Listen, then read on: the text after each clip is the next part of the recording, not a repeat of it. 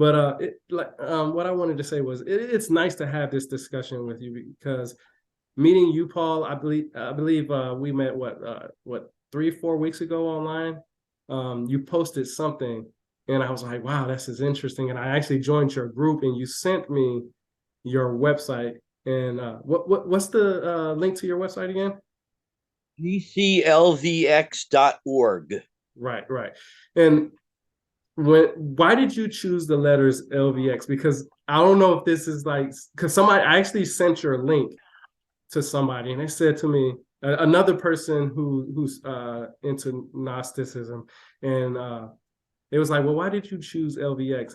And I want to know, why did you choose LVX? LVX is a word that means light. Right. It refers back to um, a value of 65, which is the number for the holy guardian angel, Mm-hmm. is at the heart level in the Kabbalah.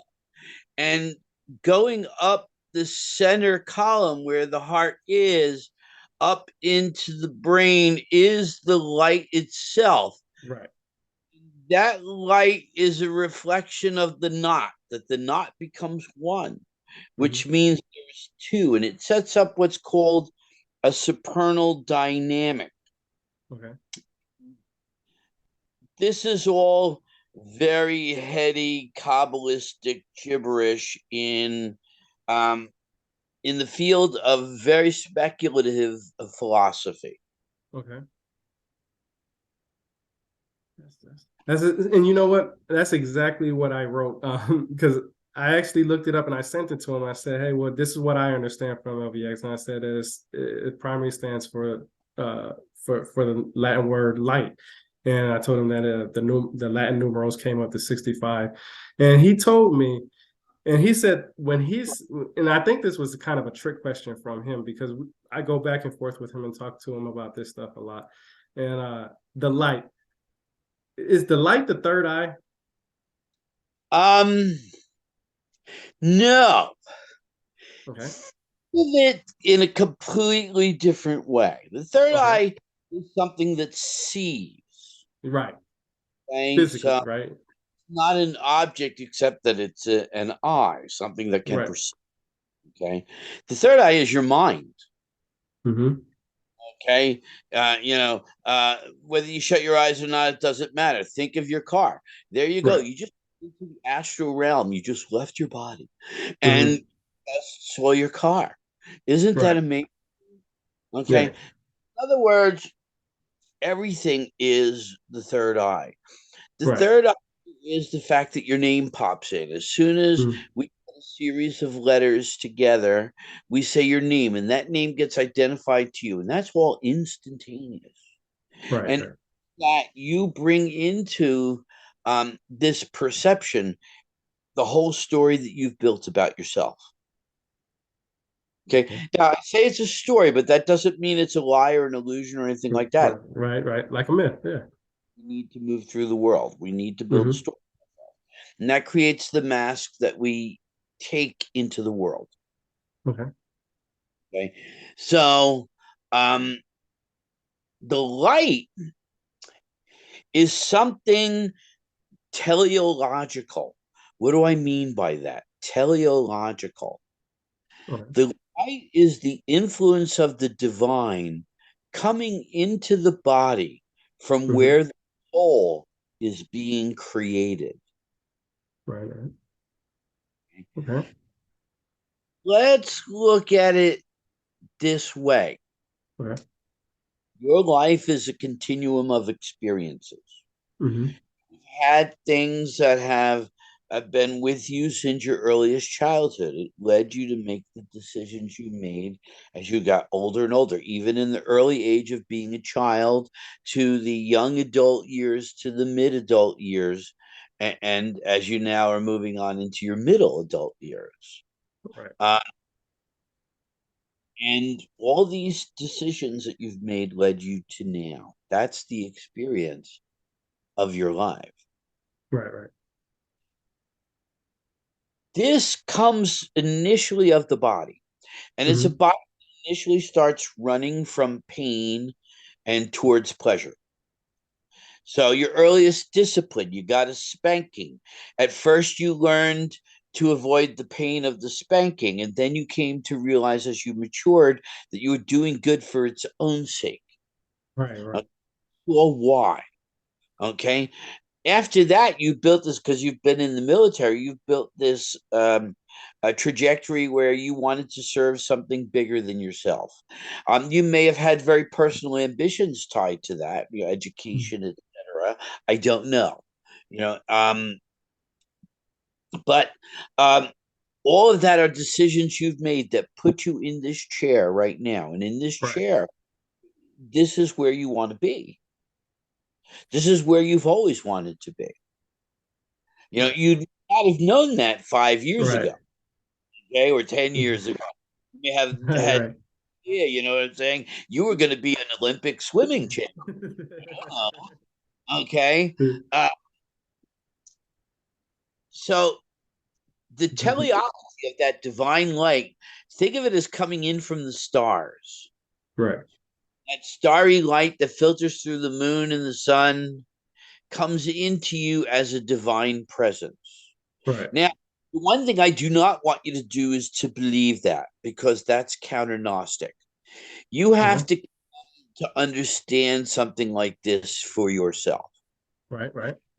Give you places to look. We can give you processes and ways of thinking. Um, we can talk to you about the philosophy of examining yourself and coming to know who and what you are.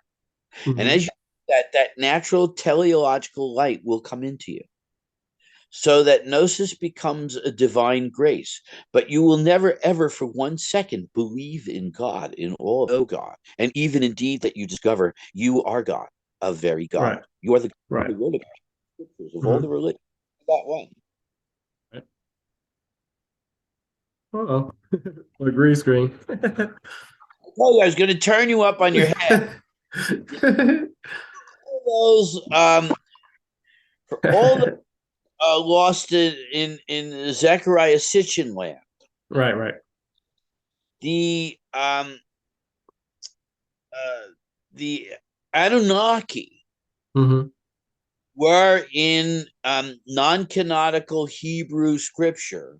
The Right, Anunnaki were the sons of God. They were right. angels, okay? And as sons of God, these angels came to mate with the daughters of men, Okay. and they produced a race of giants called the Nephilim. Mm-hmm. And this is non-canonical Hebrew lore. Some of it tied in with Enoch, Mm-hmm. a very brief passing mention in Genesis. And it's not space aliens coming in from outer space, but mythology. Right, right, right. Okay, trying to show, um, our inherent divinity.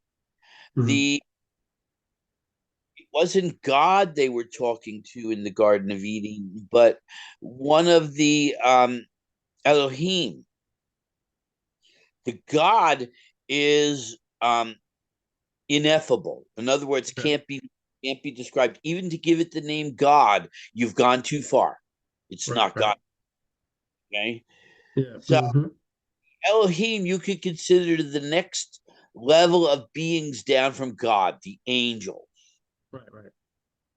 Now, in the tree of life, that humanity would become, or I should say, in the tree of knowledge of good and evil, that humanity, in obtaining knowledge, would become uh, like the angels, like the Elohim, Mm-hmm.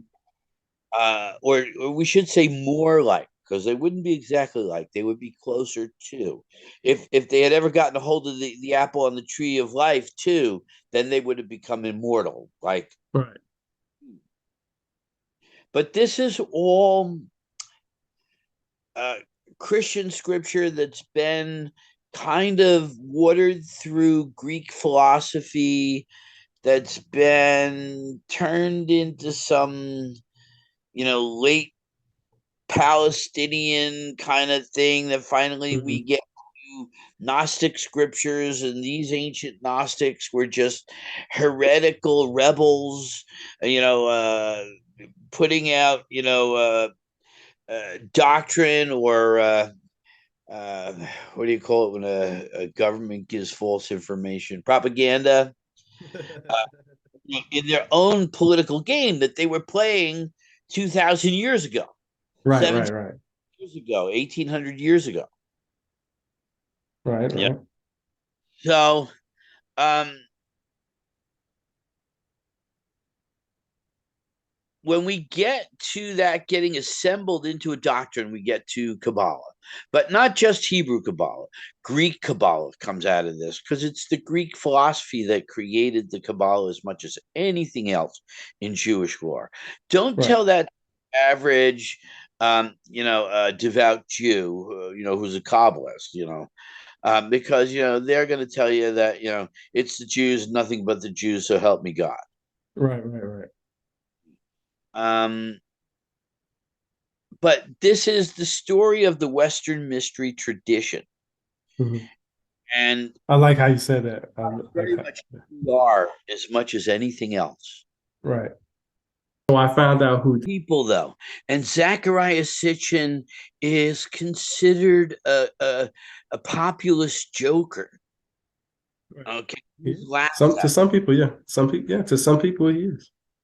Okay. And that professor that does that alien show on TV has sold his soul. He would never be welcomed back into academia again. He's done. He cashed in for the money of the TV. Good Wow. for him, Ray. He can pat himself on the back. He's going to Right, live the rest of his life. right. Okay. Um, and I'm going to talk as a representative of the Gnostic Church here and what modern Gnosticism is. And that's exactly what I want you to do. I want you to get in deep in it. I want you to share your opinions because I'm looking at I have your website up now, and uh, Gnosis is knowledge and love combined with experience, action directed, spontaneously, and impeccable by the will. That's what you have on your website, and I love that because when I Googled what is a Gnostic, I mean, just giving people the idea if they don't know what a Gnostic is, I try to help them. So that's how I say go Google what is a Gnostic, and in some ways you'll find different definitions, but one of the definitions is it's relating to knowledge, especially esoteric mystical knowledge. Does that I want to put this in the right words. Is that what is your definition, or how can you, if somebody was a beginner, okay, and they wanted to come into this field and learn what you know, how would you explain to them what a Gnostic is? Um, I would say a Gnostic is somebody who examines himself or examines herself. Okay. And through a process of self examination and rumination and creative imagination, gets to a place where um, he or she meets with the divine. Okay. He becomes the divine. That is the gnosis. That you are Mhm. God, I am God, that we are God, that they are God, that it is God. Okay. Okay. Okay. That makes sense. Nothing that's not God. There's nothing that's not God. Okay. Nothing. You can name the most beautiful or the most horrific substance. It's God. Okay. You can name the most brutal or the most intimate loving action, and it's God. There's Okay. nothing not God. Okay. And I want to be honest with you. I have never heard anybody put it that way before. We I've live I've heard we live in a superstitious culture. right, Everybody has to believe in something. To right. believe in something is not to know something, to be without gnosis. Okay. You don't not, I believe in God. Well, we don't. I know God. You know what I'm saying? That's a big difference, and I know I'm God, and I know the God in me, and I know the God that's sitting on the wall behind me, and I know the God that's on my chin right now, and I know, you know what I'm saying? Everything's God. There, Right.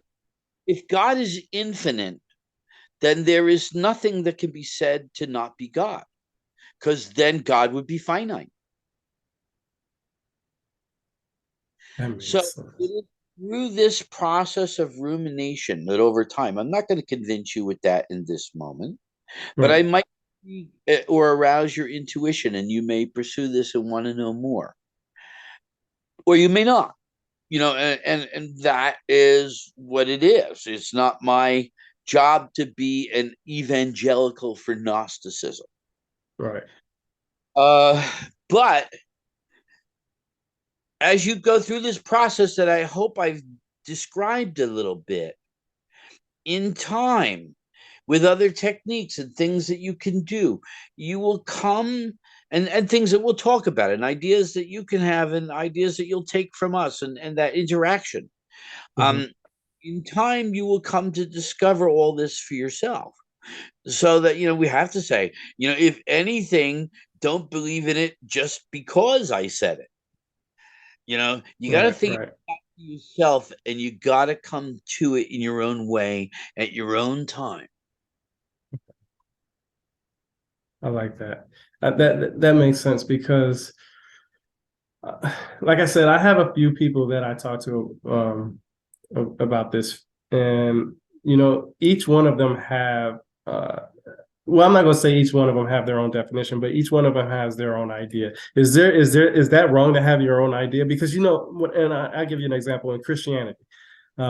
There's only one belief in Christianity, and that's the Almighty God, or at least that's what people will share to me, and when they talk about Christianity.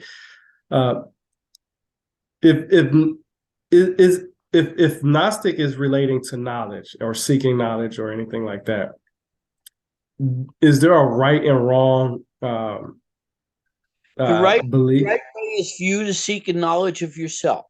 And that's it. The way is for you to seek a knowledge of me or something that I or anyone else tells you to believe.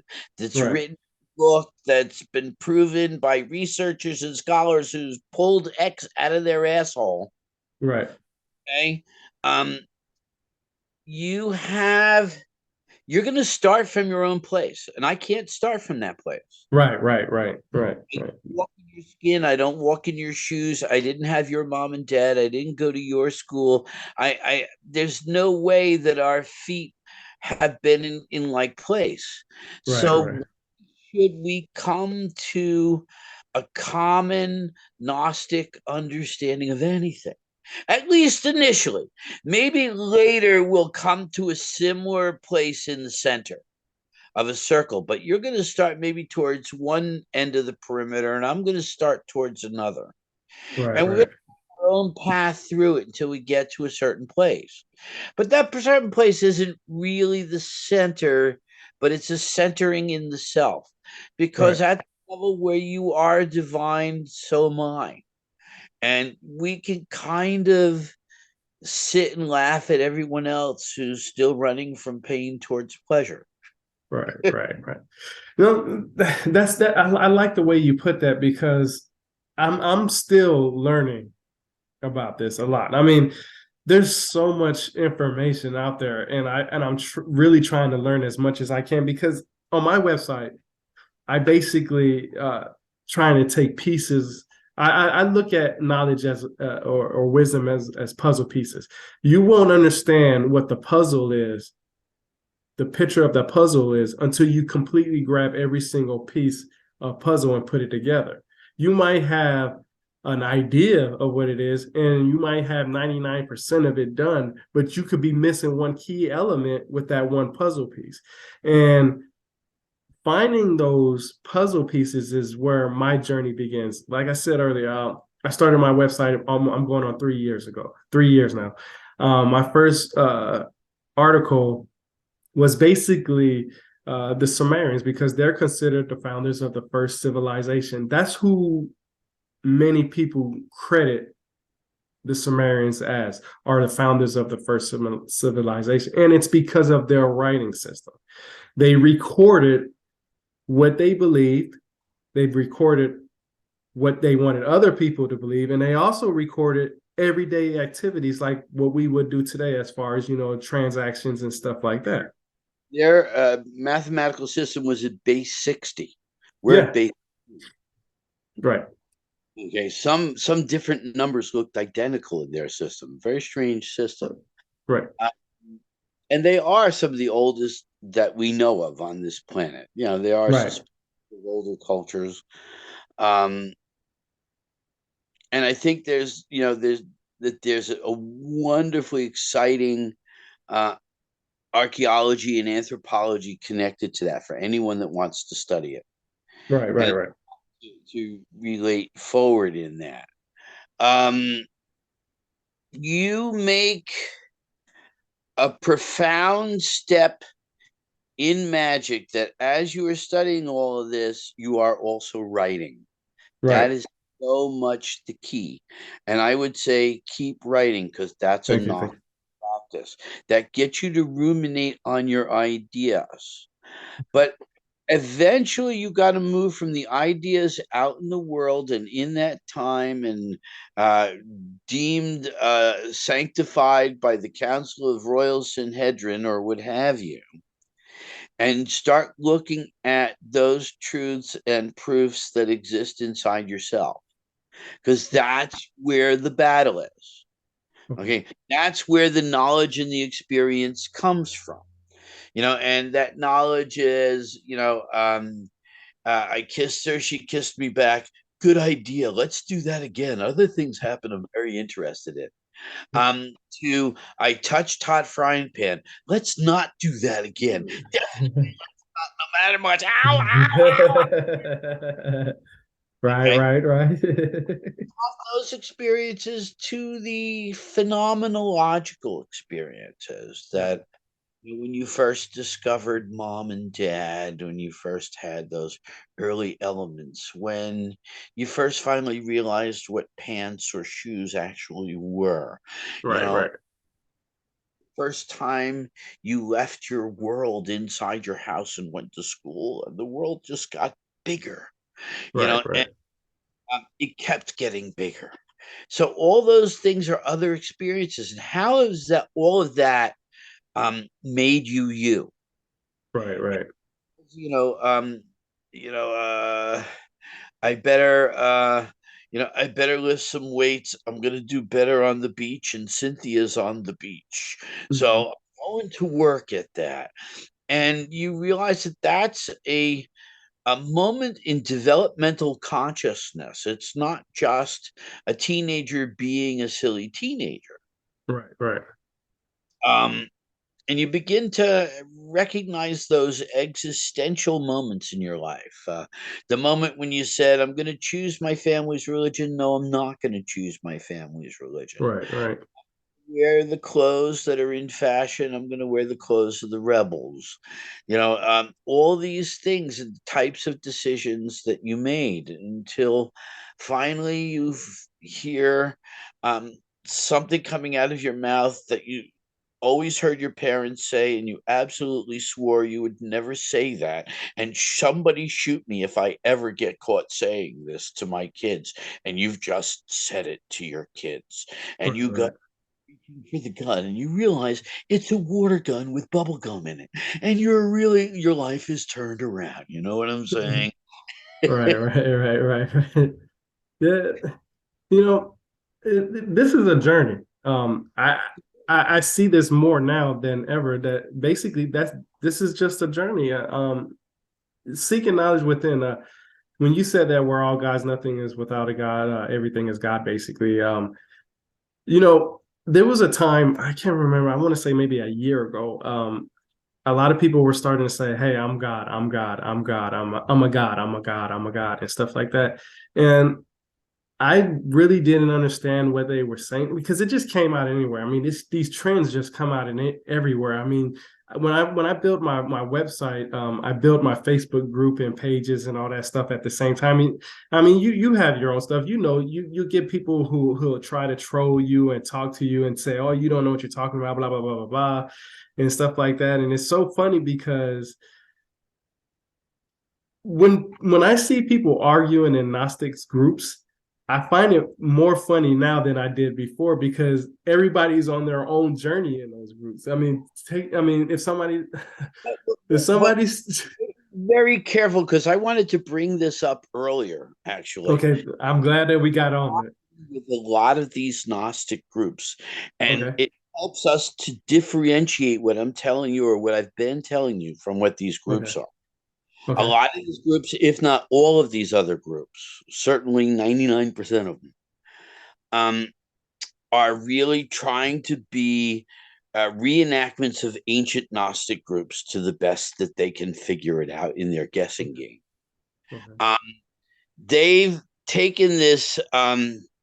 They've taken this ancient idea in these ancient manuscripts as put forth by like Elaine Pagels and um, a couple others out there. I can't think of the names right now. Even Stephen Holler later on. Although he's still well, Elaine's still alive today too, but I can't think of these other two. Hans Jonas and one other. And these guys paint ancient Gnosticism as if it was one thing. It was world right. hating, and this world was a place of evil that you had to extricate yourself from to get to the fullness of the pleroma. And there's these archons that just kind of want to eat you alive, and all this other crap. And that was whatever, that guessing game belongs to them. Okay. Okay. Um, from my end, uh, we're not guessing. Mm. You know, the we say that there's a technical process, and even that these ancient Gnostics were describing, their syzygies were all psychic energy. Right, right. Same thing to get to know who you are, what makes you laugh, what makes you cry, what makes you love, what makes you feel. As much as, where can your intellect take you? How deep are the ideas that you can understand? And as you begin to push those boundaries and build all that up, you open yourself up to something that these groups can't have, because they're so busy saying, well, the archons have, shoved something up your ass and make sure it comes out. You're stick your tongue out. Probing. Yeah. And they're busy playing this game that the world stinks. And, I'm really much more of a post Nietzschean. And Okay. Nietzsche says, as soon as you start postulating a better world up there, out there, in there, anywhere else, Okay. you're setting up a philosophy called nihilism. Okay. And nihilist I heard. does crave power over others, and it's Okay. a destructive and horrific force.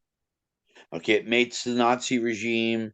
It makes those who still imitate that today. Okay. Um, it this is the best of all worlds. This is the world that we created. We created this together. It's the amalgam of the thought of every human being on the earth.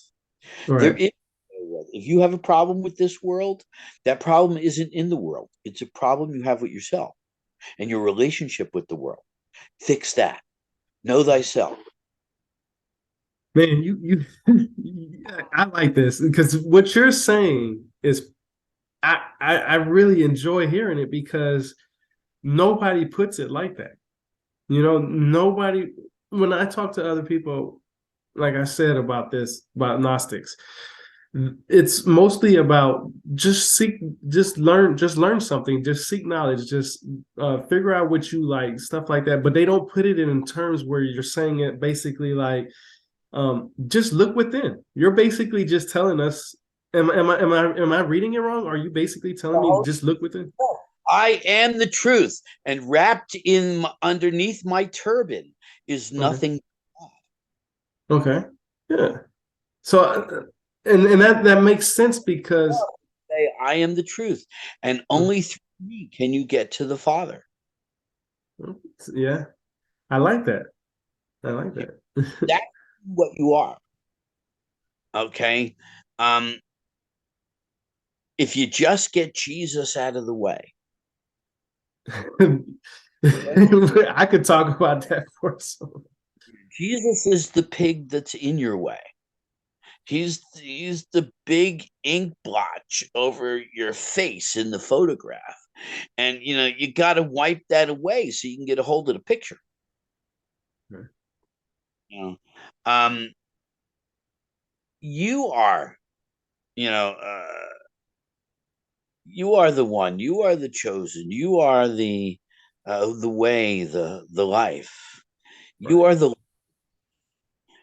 and you reveal yourself because the logos means revelation. You are the revelation. You're the logos.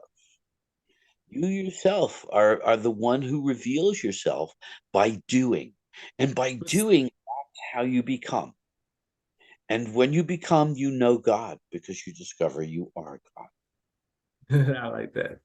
I love that because that right there, what you said makes a lot of sense because I remember there was a time when I was growing up, there was this saying, "What would Jesus do?" You know, everybody there was I mean, it was for years. What would Jesus do? This was the same time period where I would sometimes go to the grocery store to go get something and somebody would stop me in the parking lot and say, hey, can we have a moment to talk about Jesus? And I'm just like, and it got to the point where I was almost getting frustrated and getting angry because it was like, wow, these people are very persistent about it. But it's not that I dislike Christianity or any religion at that. That my opinion about that doesn't matter.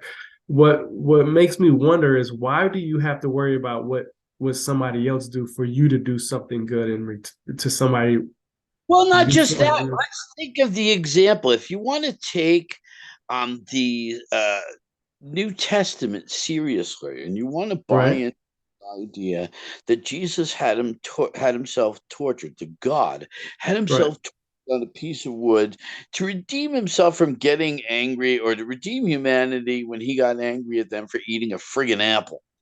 right. Um, and you look at Apple, yeah. first of all, if you look at this as a male standard, as if this myth is teaching us as men how to be, um, that's uh, that's an impossible standard. Right, right, I'm not going to allow myself to be tortured to help anybody get out of a traffic ticket, much less go to heaven. right, I right, don't right, give a shit about what happens to you after you die. right. Uh, and so in the same way they set up the impossible standard for the girl, right? As soon as she turns, as soon as she gets laid in the backseat of her daddy's car for the first time, she's never ever going to be the perfect woman. Yeah, So in religion's eyes, yeah. In religion's eyes, yeah. so she's never the perfect woman. The guy can't be the perfect guy. What kind of religion is this? That's a good question. Like, you know, it's strange to me that people who are Christians believe that it's okay to believe that God will punish people for being who they are. Jesus, like you said, let's go to the New Testament. In the New Testament, Jesus was hanging out with alcoholics and prostitutes, and I know that because that's where it talks about that in the Bible. If you Yeah. trace the people who he If, hung out with, they were not, they weren't the as you said, the perfect man and the perfect woman. These people were, alcoholics and prostitutes. I mean, this is what's written in the text. if let's just face it, if there wasn't Jesus that actually existed, he was having a good fucking he time. he was You just wine. an ass Why are off. you going to turn water into wine? For what? In the desert.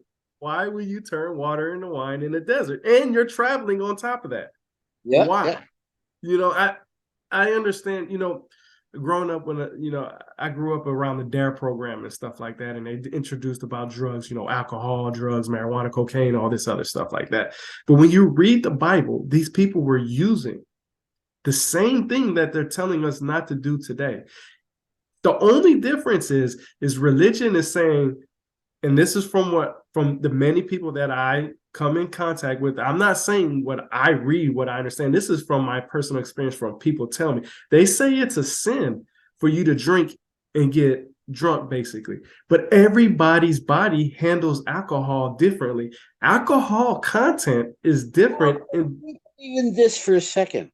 For them to give you dietary restrictions, the imbibition of alcohol, drugs, sexual prohibitions, right. Even if you can't do it in certain positions, all this kind of, This is you go to hell for doing different things.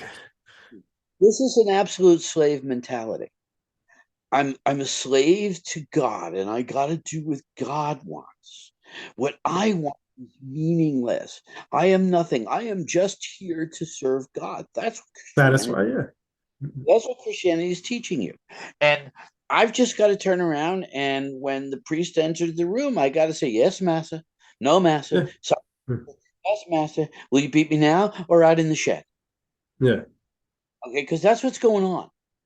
Okay, is it no wonder that in the United States of America, when finally blacks became numerous enough down south, that Christianity rose up among them when they had their own religion? And it's not just the persecutions, but the fact that they were already of a slave mentality, that no matter how terrible it was butchered into them.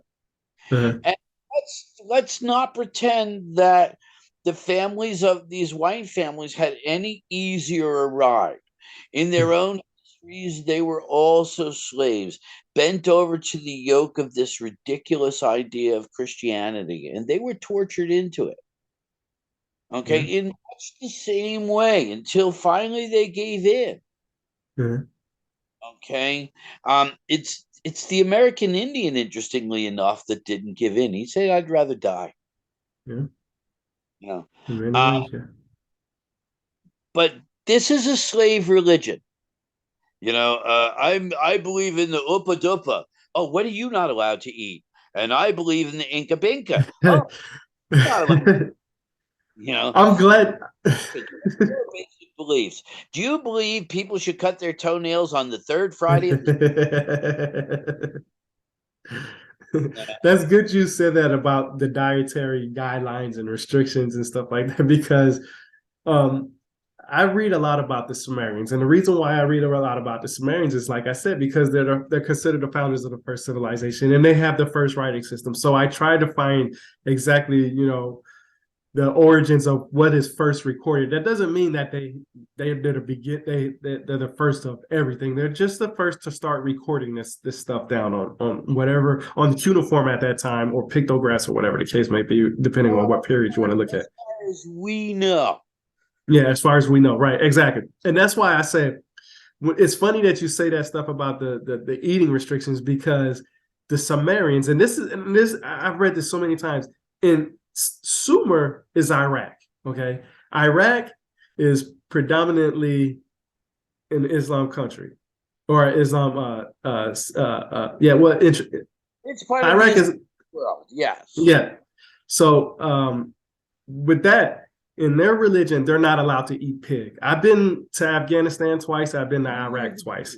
They're the Jews in Semitic right. Yeah, right. In Semitic culture, eating pig was unhealthy a long time. Right. But this is the thing, and this is what I learned. Okay, if we're going to go to gods and we're going to believe what our gods believe, if we're going to believe that if I'm a Muslim, I'm just saying for example purposes, if I'm a Muslim, I'm not allowed to eat pig. Okay, in ancient Sumer, if I was a Sumerian, my food that I would give to my god is a pig. That pig in Sumer was considered a delicacy. That was the food to eat. Eating pig was the number one thing. It was only for the gods at the time. It was only for the gods at the time. And this is in Sumer, Iraq, Babylon, ancient Mesopotamia period. This is they were the god, the pig was only for the god. What source that's come from, because I've never heard that in my. Okay, so I actually first read that. I first actually read that from Zechariah Sitchin. That's where I first read it from. Then I went to go do some research on that, and just like you said earlier, they found out that pig is unhealthy for you. It never tells you exactly the time frame when they stopped eating pig or when they decided that pig was unhealthy, and that's why the religion forbids it or not. But there is some kind, and I have to look back into it because I actually I want to write an article on it. There's actually evidence that shows that pigs were a delicacy back then. Now I wonder if it is true, because I'm not sure. Like I said, I looked into it. I actually read peer-reviewed articles on JSTOR.org, I think it is, or .com, I can't remember. But I read a couple of articles from them, and there's actually evidence that shows that. So now I wonder if when religion took over, did they say, hey, no more pork because of it being unhealthy, or because it was only for certain people at the time? That's something that I actually wanted to look into, because while I tend to doubt the Sumerian delicacy story and anything else Zechariah Sitchin would bring up about any of that, let's see. That doesn't mean that certain foods and what have you weren't considered for certain classes. You know, in some caste system or pecking order that any particular society might have. And that is what it is. Now, let's talk about Orthodox religion, okay, as a tool of the state. You come home from work, your wife says something that rubs you the wrong way, you slap her down to the ground and say, "Get my dinner, woman." And no matter what she does, there was no cop there. No one saw you do it. Yeah, right. Okay. But now we give you a God. I don't have to hire 6,000 police. I don't need a cop standing in front of your house when you come home from work, and every other man on your street. Okay. Because you're going to come home, she's going to say something, piss you off, and you're going to go, women. Because God stopped you from doing it. And you knew if you'd really like to punch her in the nose, but if you knew you were going to hell to do it, you are now restraining yourself. You are now committing to the slave religion of restraining yourself. In the same way that you don't eat potatoes on the third Wednesday after the second Tuesday, right? You know, only fuck in missionary. Okay. So all of these self-administered behaviors that have you both either correcting yourself, confessing your sins, being sorry for them, making atonements for them, right? Or preventing yourself from committing that sin, even if it's a little thing like you ate meat on Friday during Lent. Okay. In these ways, you are self-correcting. You are you are what they used to call the house. You were the one that got to sit inside. You cooked the master's meals. You got to eat the master's meals. The house was warm in the cold evenings, and so you made sure that the others that had to work the fields behaved, because you weren't going to give up your cushy little position, and you certainly didn't want a rebellion going on here. You got it made. You couldn't.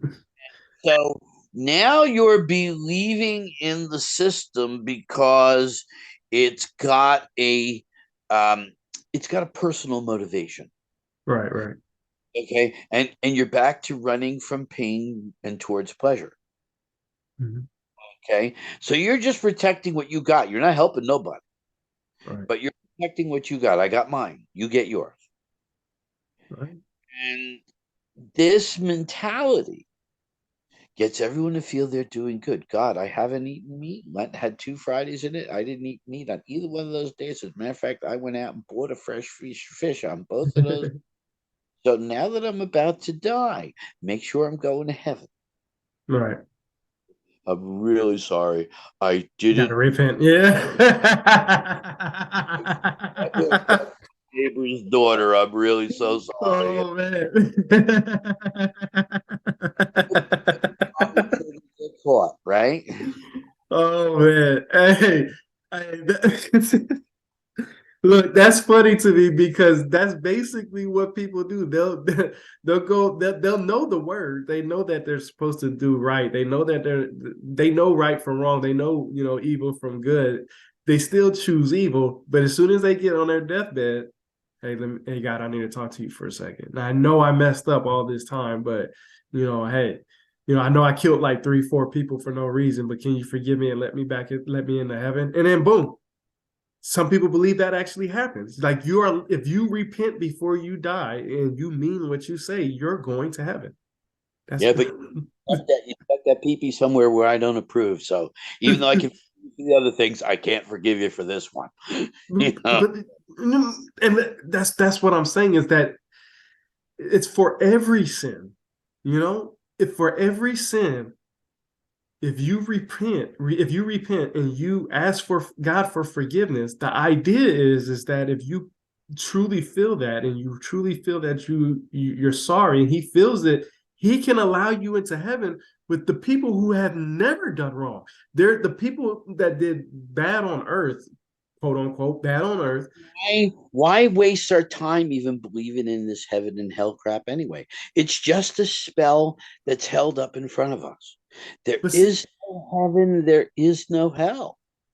and I'm glad you said that because going back to the pork thing, I actually typed it in Google, right? I actually typed in Google, did the Sumerians eat pig? That's exactly what I typed in. And it says, and there's an article from the Washington Post from 1977 that is called the Forbidden Flesh. And it says in there, pork was eaten in Europe in the pre-dynastic times. Now, like I said, I don't agree.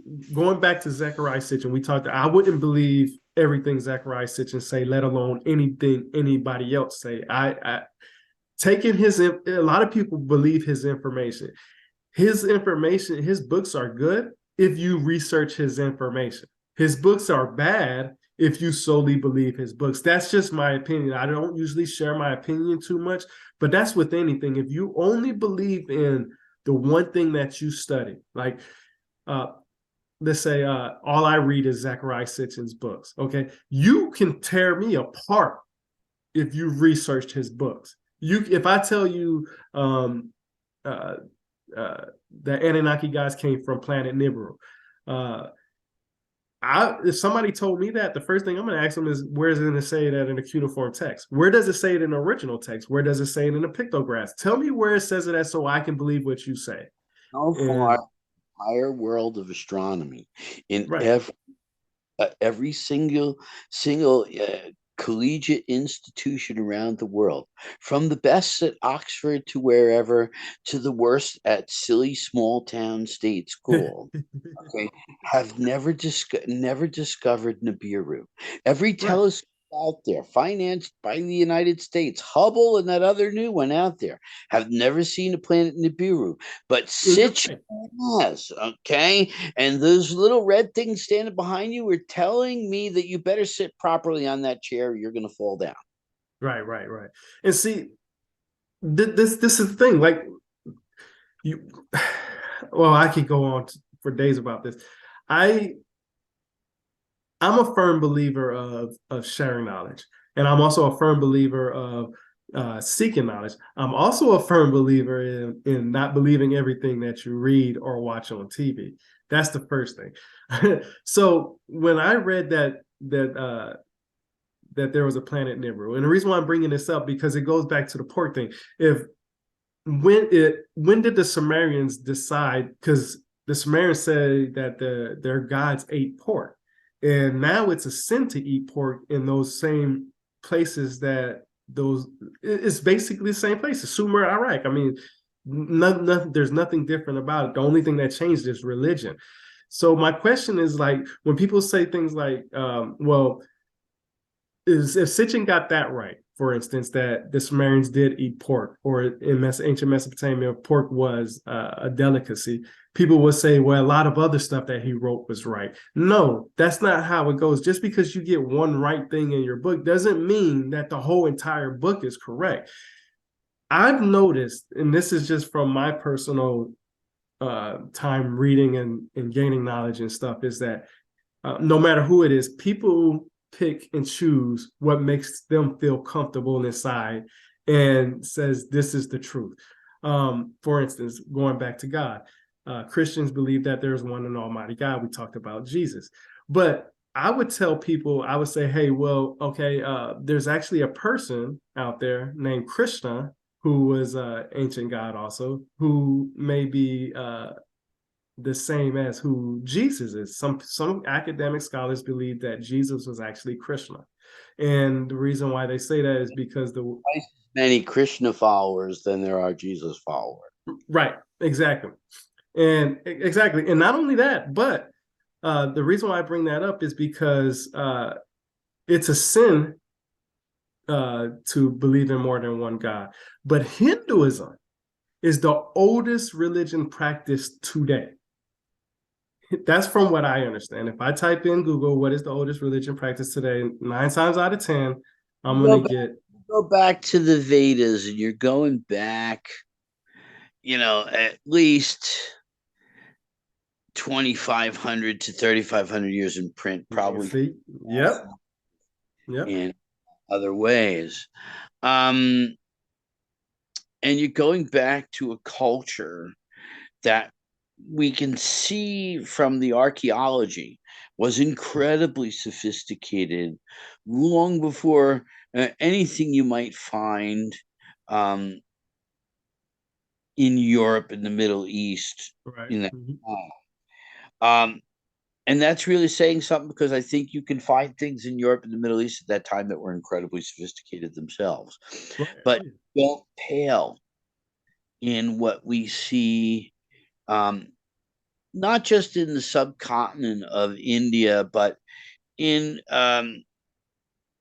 Indo-European places and even into the Middle East, where there's amazing stone carvings in very intricate detail. And by the time the Islamic world would arise, there would be a tremendous beauty in an incredible culture. Remember that Islam forms because the first thing that the Christians did in those regions was reject this idea that any god could be crucified. Right. Mm-hmm. So Jesus, or Isa of the Quran, became a great prophet. But it's really, in a certain sense, it's a Gnostic heresy, an ancient Gnostic heresy, to say that Jesus could not be killed and there was no crucifixion of any God.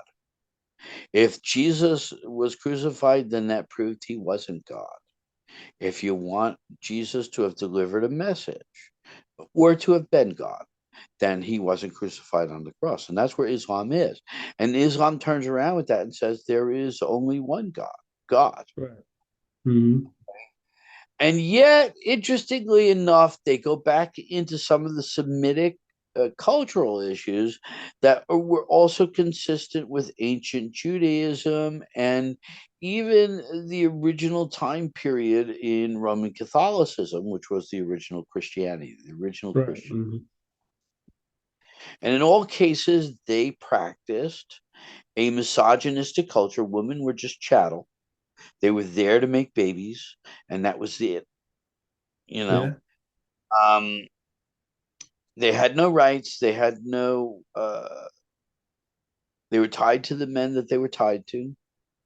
Whether that was a little bit more provocative in the Islamic world, with them having to wear more than just a veil to cover their face, or whether you were in the Roman area of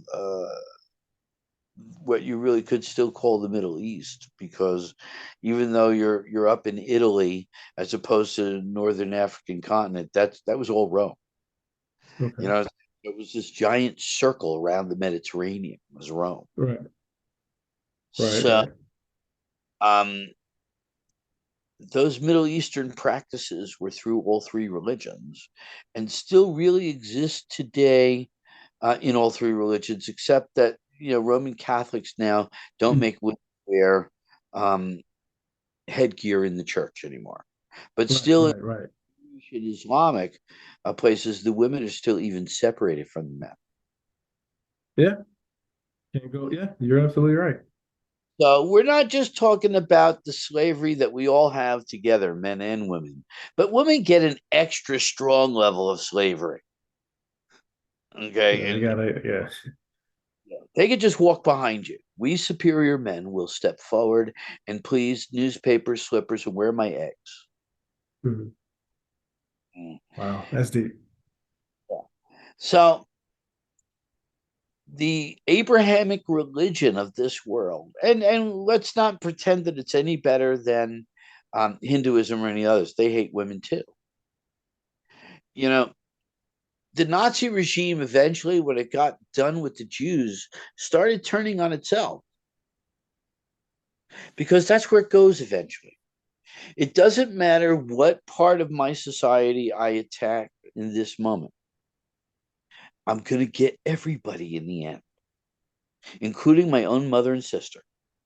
And it's been recorded that way plenty of times. Plenty of times. It is what it is. Yeah. So if you can't if you can't go down the superstitious rabbit hole, and you don't want to believe in something that fits your personality, kind of makes suitable for you and whatever, because you got to believe in something. You got to believe in something Yeah. that's making That's what they well, tell us. Yeah. you know, as you Yeah. do your 12 steps. You know what I'm saying? Bless me, Father, for I've sinned. Yep. Um, then you got to start with your own divinity, because that's what's been talking to you all along. The part of you that was considered evil by them is the part of you that is at liberty, that knows itself, that pursues its own pleasures in its own way, based on its own rules. Not on my rules, not on the rules given by the priest or the prophet, you know, but on my own rules do I live, and your own rules do you live. Right. Now, that doesn't mean that we're all licentious sons of bitches. Okay, I'm going to go over there and talk to your neighbor's daughter. Um, we all develop our own morals, but our morals are each developed by our own experience of life. In other words, we're now getting legal marijuana. A lot of people had to break the law. A lot of people had to do the wrong thing for that to happen. So a lot of people had to say, I will not bite into this ridiculous drug morality that's just killing people everywhere. And if I want to snort a line, do a lick, and do whatever that is, I'll do it. And I'll do it in my own regard. I won't do it when I'm babysitting the neighbor's daughter, Right. right? I'm not going to go drink a gallon of wine, jump in my car, and go Right. joyriding, Right. right? Bring 3 friends with me. Um, So we do make moral choices all the time, but there are morality. I choose not to murder, but I choose to smoke reefer. I Yeah. choose not to murder, but I'm going to be a weekend warrior, and every Friday night we're going to go stick a needle somewhere and go woo. Okay, Yeah. and whether I decide to do something like that or I don't decide, I don't like doing that, is my business, and it has nothing to do with the quality of my character, unless that keeps me from showing up for work, unless that makes me irresponsible. But then again, that's my morality. Maybe you're the guy going for some ultimate form of gnosis, and you're going to be irresponsible everywhere, and you're going to be William Burroughs or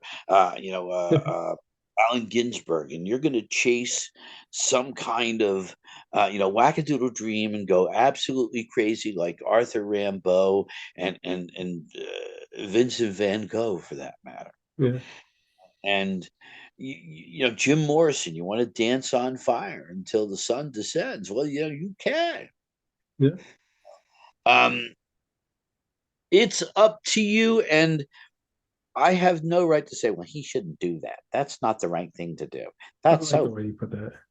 You know what I'm saying? Or, we'll forgive the sinner. Dominus Ingi Sanctu, spectacles, testicles, watch, and wallet. There we go.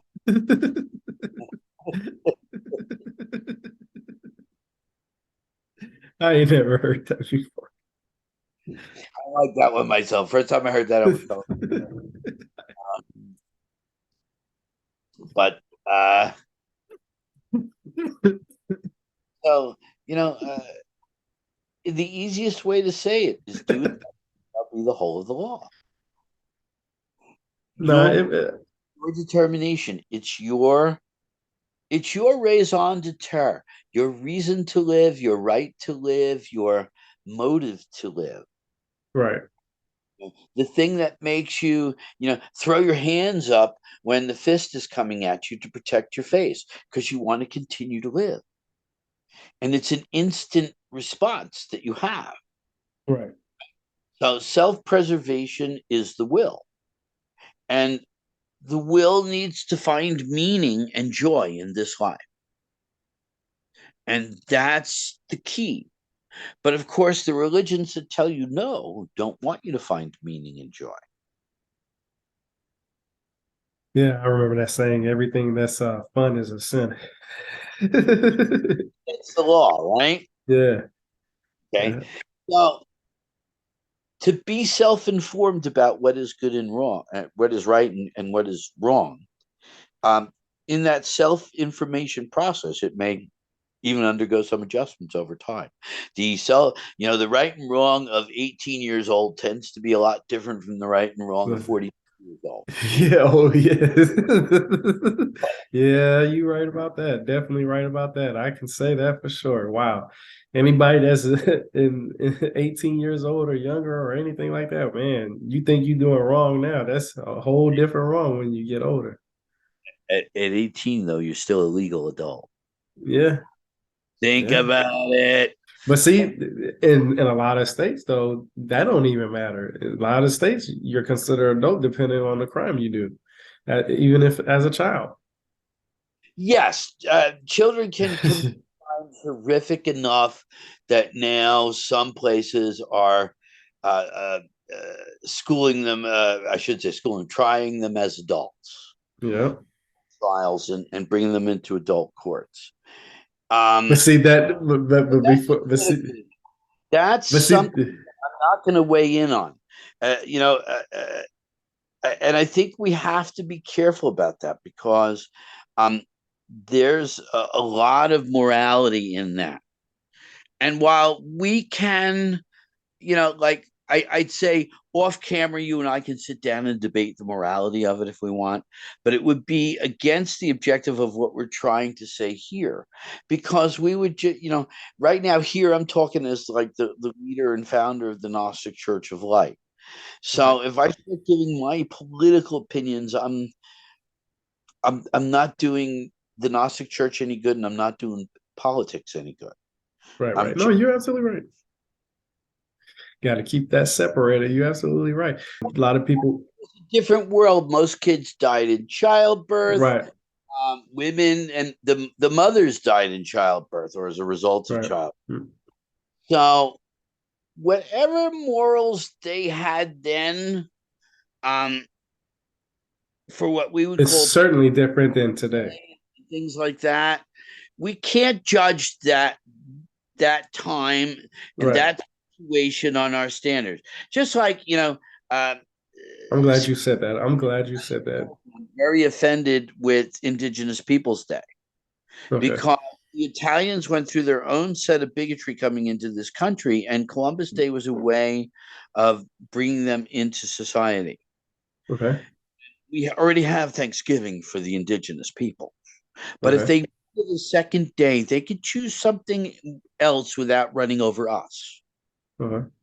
Okay, But so my pride has been pulled away from that. okay. Okay, so in that we have to look at where um, we can talk about people applying this false standard of what's called presentism. Okay. Today's values being placed on yesterday's people. Okay. Columbus was a hero.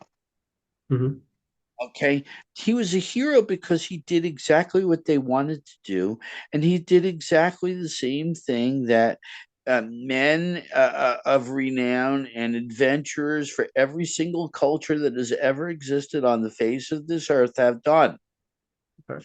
Now, somewhere along the line, your great grandpappy was also out there torturing some indigenous, whatever else people somewhere that weren't a part of our tribe. Right. And so out there, my great grandpappy was slap happy with somebody else. Okay. And I mean, I can turn around and say, well, my grandfather came to this continent in 1910. So, I mean, we had nothing to do with slavery. So shut the fuck up, you Hmm. know. But we did whatever his great grandfather did 1,000 years ago. So, he was beating somebody up, even if it was another Italian. Okay. Okay, so um, we all are guilty of these things, but we have to stop stepping on each other's feet. When you say stepping on each other's feet, what do you mean exactly by that? Well, we have to stop getting into each other's business and saying your standards of right and wrong must be Okay. mine. Right and wrong. Okay, I can see that. I understand that. Okay, so your what happened in the past, what standards we had in the past is not the standards of today, basically. Yeah, and Yeah. today, this moment, and this moment contains me. And in this moment with me, I have made certain moral choices, right? Okay. I had to meet you at 6 o'clock. That was a commitment I made. You gave me every Right. chance to get out of it. You're going to be there tomorrow? Yes, I'm going to be there tomorrow. Right. Right. Right. Oh, yes, I'll see you there in a while. Now, if I would have blown you away, that would have been an immoral choice based on something I determined. Right. Okay. Where somebody else wouldn't think twice about it. Well, fuck him. I didn't feel like showing up right now. Right. That's Yeah, definitely true. True. if I'm two whiskeys on top of that, man, I was feeling just right. You know what I'm saying? Yeah. We'll do it today. Don't worry, we'll catch up because I'll make myself feel like I'm going to make up for this. So I'm Yeah. still in. No, Right. Right. wake up in the morning, go straight to the mirror, and do this for the first 6 months of your Gnostic exercises. Look in that mirror and say, "I am an asshole."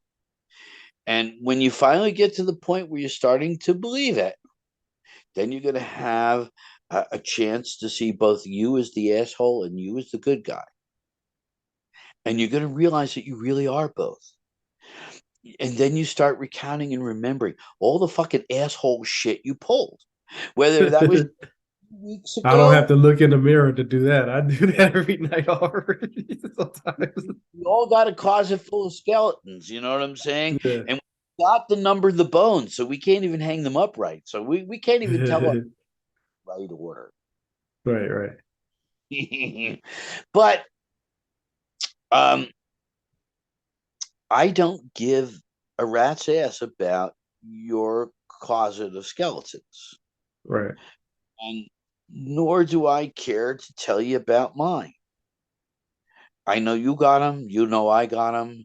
Just like I know you have purient interests, like I have purient interests, and we both. Um, and so with all of that, we can joke, we can say I have my red wine, we can say I have my prize. We don't know, in the same way a hero doesn't know he or she is a hero until the moment arises.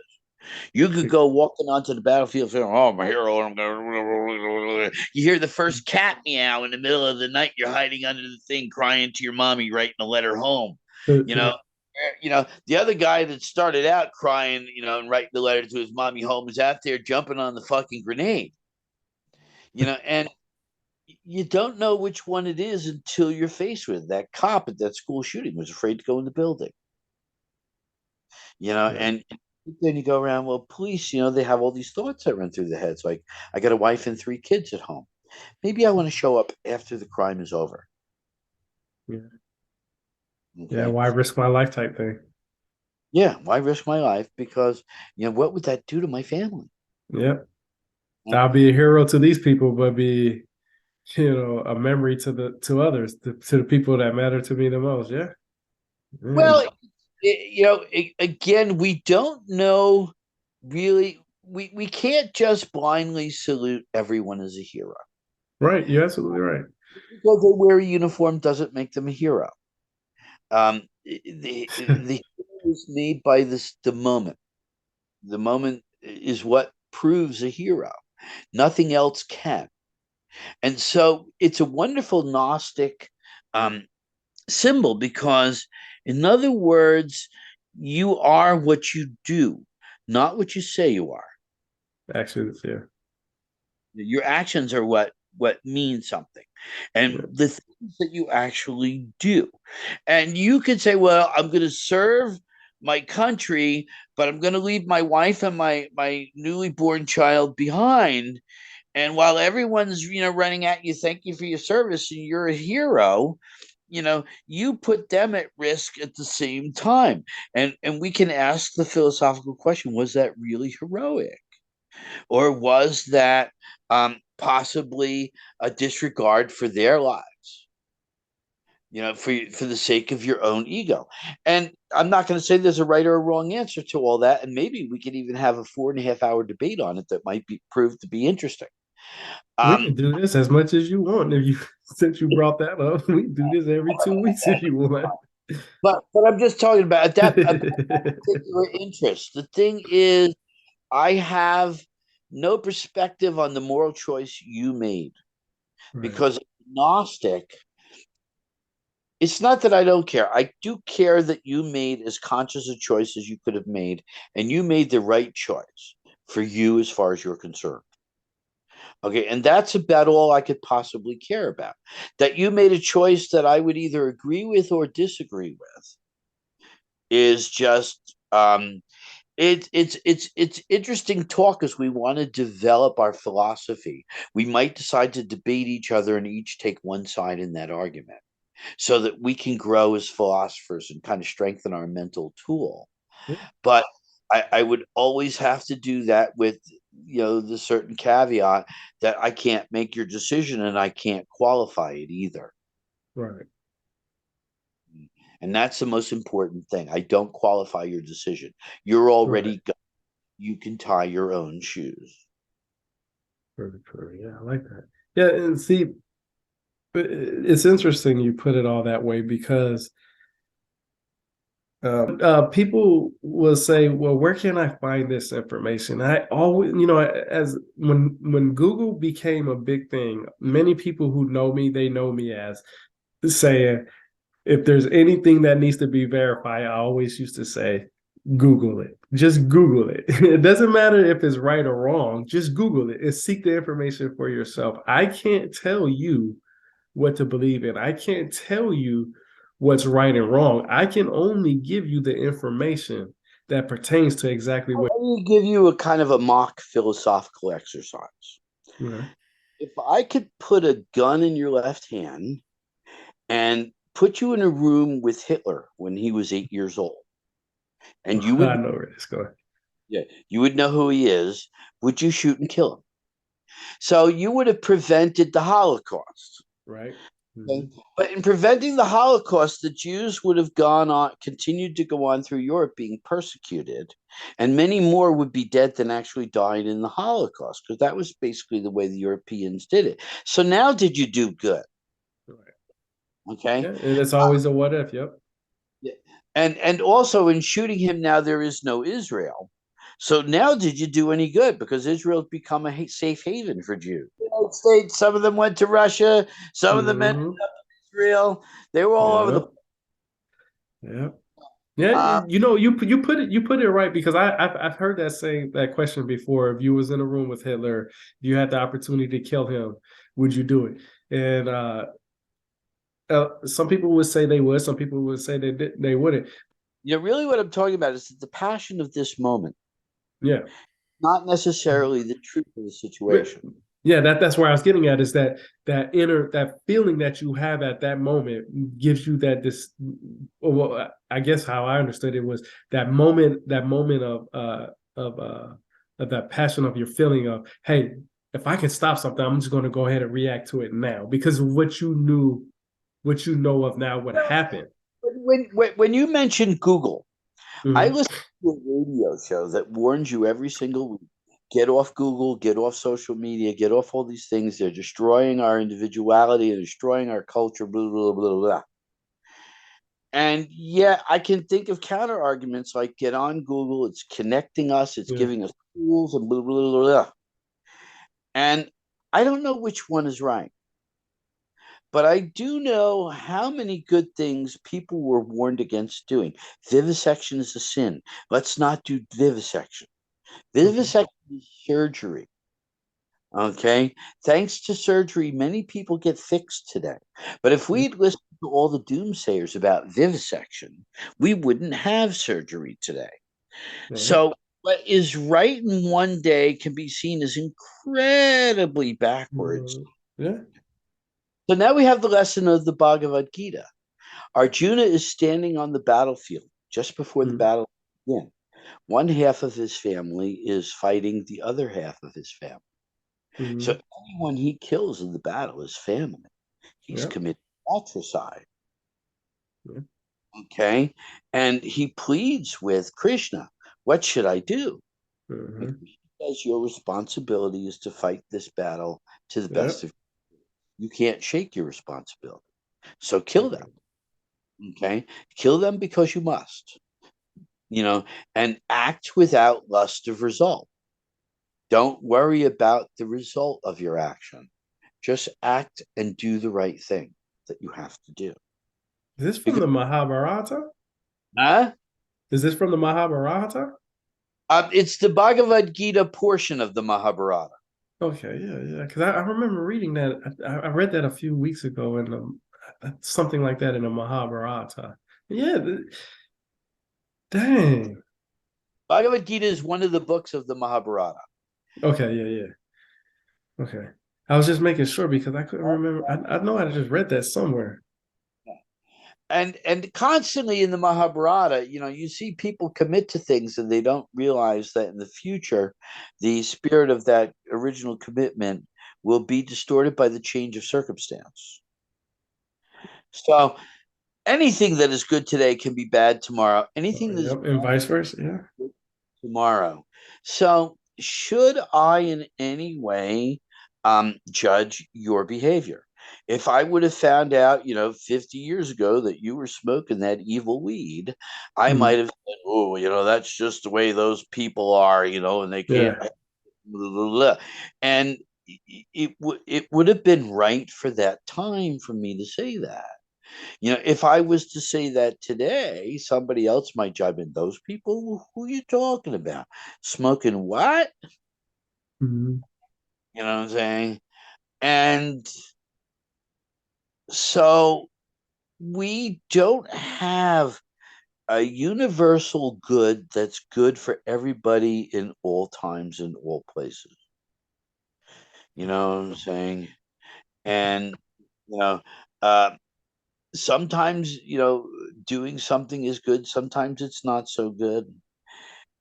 We have to be the judge of that in the situation we're in and the time we're in, and we may not have a clear solution to whatever moral dilemma that gets attached to that. So we may have to make sometimes moral choices that where both choices are immoral, and we're forced into that situation, even though we don't want to be.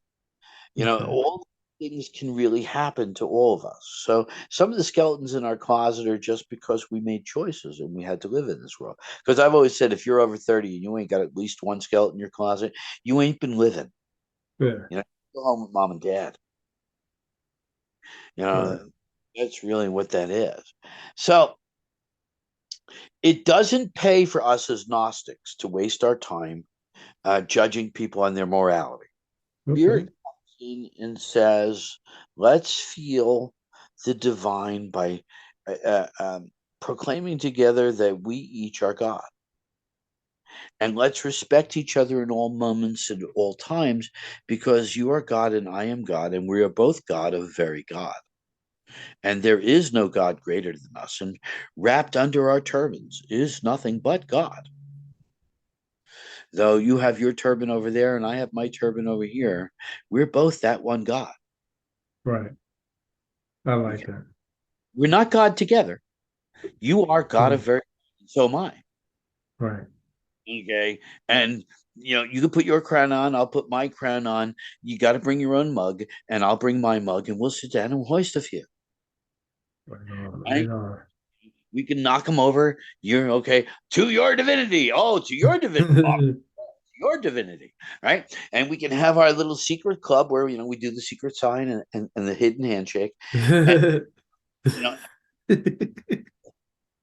you know, all things, and we can enjoy each other, and we can enjoy it in any way we want, or we could be too cool for life and too cool to really do much of anything, and write a philosophy on how doing nothing is the way to do things, and find some way of doing it, and sell a lot of books, and run around and say silly things to women at the book signings. Okay, if that's really what you want to do, that's what you want to do, right? But you've impinged on her will, and society's going to get in your way. So you might want to begin to learn how to make decisions about how to comb your morality. So we learn how to put our and build our own system based on our own experiences. I lived in my shoes. I grew up in my neighborhood. I lived inside of my skin. I walked a mile in those shoes. And you don't have any idea what that mile was like and who I met along the way. Right. Right. Right. Don't tell me about my morality. And I promise I won't tell you about yours. Promise, Marjorie. Right. Okay. Right. Mm. All right.